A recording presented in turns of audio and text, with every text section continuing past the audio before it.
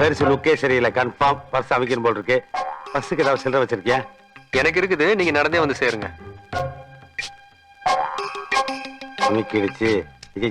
என்ன இப்படி லுக்குடுது? எல்லாரையும் உங்களை மாதிரி நினைக்காதீங்க மாமா. அவரை பார்த்தா அப்படி தெரியல.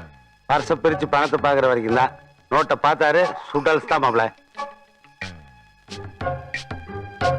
தம்பி அண்ணா வாங்க.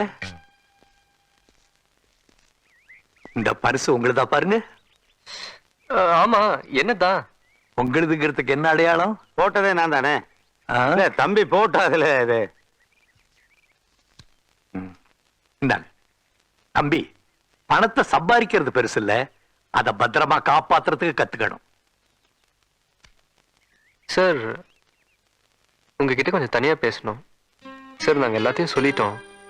கொஞ்ச நாளைக்கு நீங்க எனக்கு அப்பா மாதிரி நடிச்சீங்கன்னா. வாழ்க்கையில ஆடி பாடி ஓடி நடிச்சு முடிச்சிட்டேன். இந்த ஆசிரமத்துல அமைதியா சந்தோஷமா ஓய்வெடுத்துக்கிட்டு இருக்கேன். மறுபடியும் என்ன நடிக்க சொல்றியப்பா?